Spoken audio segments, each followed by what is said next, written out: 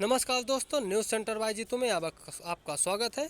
आइए आज हम गुप्त और गुप्तोत्तर काल के महत्वपूर्ण क्वेश्चनों को संकलन लेके आए हैं। ये क्वेश्चन आपके बिहार पीसीएस यूपी पीसीएस में पूछे हुए क्वेश्चन हैं, तो आप इनको देख सकते हो कि सारे भी क्वेश्चन पूछे हुए हैं बिहार पीसीएस यूपी पीसीएस। और ऐसे एक क्वेश्चन यूपी आरओ के लिए काफ़ी इंपॉर्टेंट हो सकते हैं, क्योंकि आने वाले कुछ समय में यूपी आरओ की वैकेंसी आने वाली है, तो ये आपके लिए काफ़ी लाभदायक हो सकते हैं। तो आइए देखते हैं। क्वेश्चन नंबर 20 तक हमने पिछले एपिसोड में कवर किया है, तो उनको आप देख लीजिएगा, उसके बाद देखिएगा। तो अब देख लेते हैं 21। गुप्त गुप्त युग में भूमि राजस्व की दर कितनी थी? तो 1/6 भाग थी। याद रखिएगा, ऑप्शन बी इसका सही आंसर है, 1/6 भाग। अगला देख लेते हैं। प्राचीन भारत में सिंचाई कर कैसे कहते थे?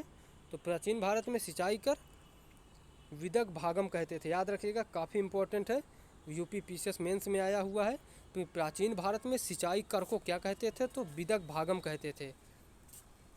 अगला देख लेते हैं। धर्मशास्त्रों में भू राजस्व की दर क्या थी? तो गुप्त काल में धर्मशास्त्रों में भू राजस्व की दर 1/6 थी। तो 1/6 थी धर्मशास्त्रों में भू राजस्व की दर। तो ये बिहार पीसीएस का क्वेश्चन है, देख सकते हो। सारे ही क्वेश्चन आपको पिछले कई सालों से आए हुए क्वेश्चन हैं, आयोग द्वारा पूछी गई परीक्षाओं में। अगला देख लेते हैं।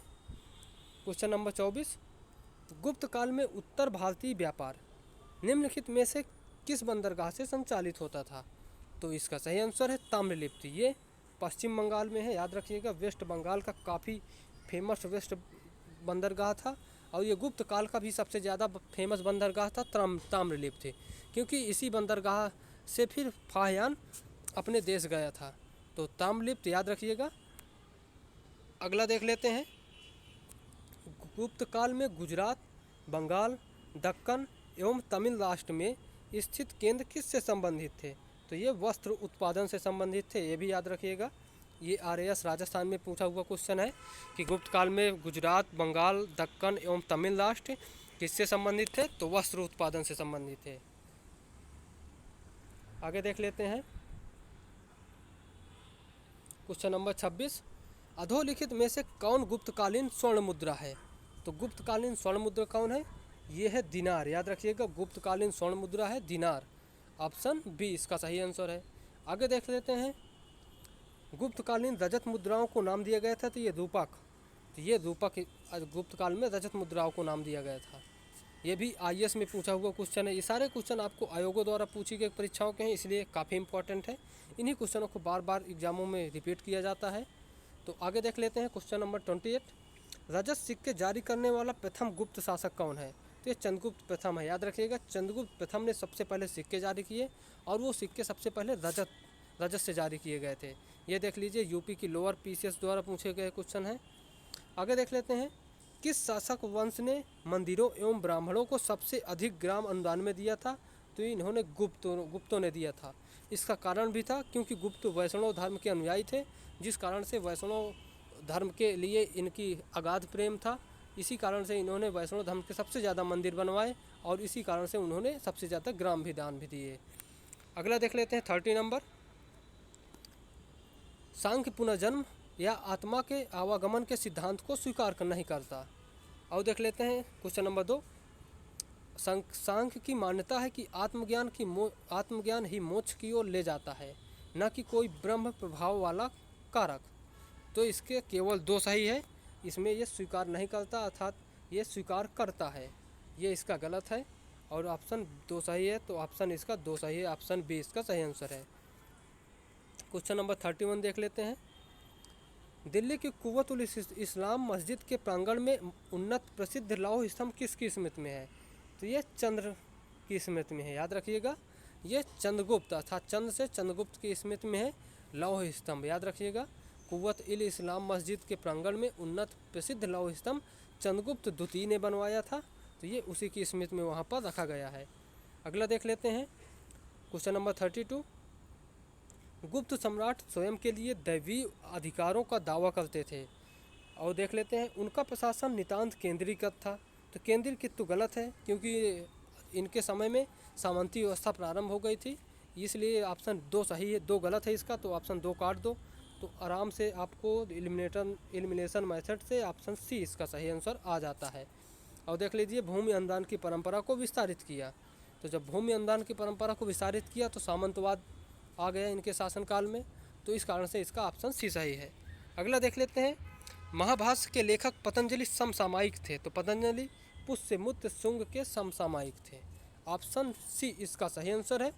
महाभाष्य के लेखक पतंजलि समसामयिक थे, तो ऑप्शन सी पुष्यमित्र शुंग के। 34 देख लेते हैं, अद्वैत दर्शन के संस्थापक थे शंकराचार्य, तो अद्वैत दर्शन के संस्थापक थे शंकराचार्य।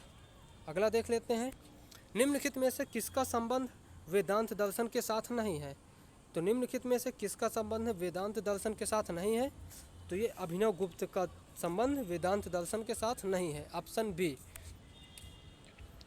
अगला देख लेते हैं, क्वेश्चन नंबर 36, निम्न में से किस दर्शन का मत है कि वेद शाश्वत सत्य हैं, तो ये मीमांसा का मत है कि वेद शाश्वत सत्य हैं, ये भी याद रखिएगा, ये छत्तीसगढ़ PCS का है।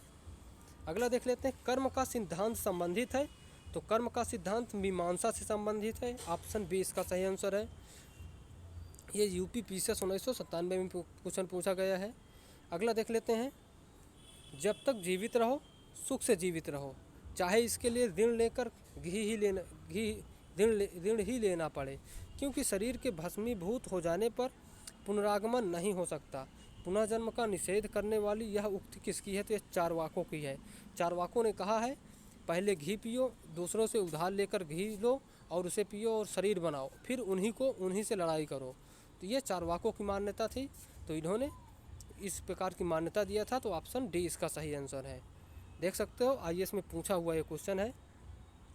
अगला देख लेते हैं 39, निम्नलिखित युग्मों में से कौन सा एक भारतीय खट दर्शन का भाग नहीं है, तो ये ऑप्शन सी इसका भारतीय खट दर्शन का भाग नहीं है।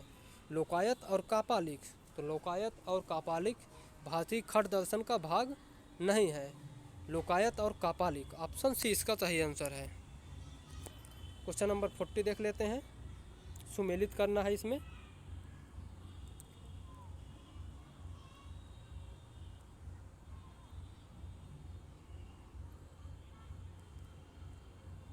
सांख्य दर्शन, सांख्य को कपिल, सांख्य कपिल मुनि है, 1 का 4।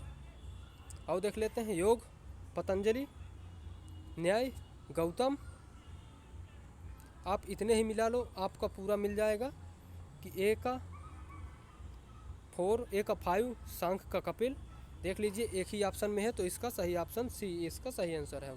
तो इस प्रकार से आप एलिमिनेट कर लोगे, आपको सारे मिल जाएंगे, लेकिन आपको याद सारे रखना है, क्योंकि देख लीजिए सबको अलग अलग UP PCS में पूछा हुआ क्वेश्चन है, सबको अलग अलग पूछ लेता है, क्योंकि वनडे एग्जामों में सिर्फ वन लाइनर एग्जाम या वन लाइनर क्वेश्चन आते हैं, इसलिए ये सारे आपके लिए काफ़ी इंपॉर्टेंट हैं। अगला देख लेते हैं, क्वेश्चन नंबर 41, तो ये 41 UPSC का क्वेश्चन है, देख सकते हो। सड़क और नदी मार्ग लूटमार से पूरी तरह सुरक्षित थे, ये भारत की यात्रा करने वाले व्हेनसांग, तो ये पूरी तरह सुरक्षित थे, पहला तो गलत है, क्योंकि कई बार व्हेनसांग को ही लूटा गया है, तो व्हेनसांग कैसे कह सकता है कि उस समय सड़क मार्ग पूरी तरह सुरक्षित थे, तो पहला ऑप्शन गलत है, तो पहला काट दो, तो आपका आराम से एलिमिनेशन मेथड से ऑप्शन बी इसका सही आंसर आ रहा है, ऑप्शन बी। 2 3 फिर सही है, फिर आप देखो भी नहीं तो फिर आपका आंसर निकल आएगा। क्वेश्चन नंबर 42 देख लेते हैं, चीनी यात्री जिसने भीनमाल की यात्रा की थी, तो चीनी यात्री भीनमाल की यात्रा की थी, तो ह्वेनसांग ने चीनी यात्री ने भीनमाल की यात्रा की थी, ऑप्शन सी इसका सही आंसर है। चीनी यात्री ह्वेनसांग ने किस विश्वविद्यालय में अध्ययन किया था, तो यह नालंदा विश्वविद्यालय में अध्ययन किया था चीनी यात्री ह्वेनसांग ने।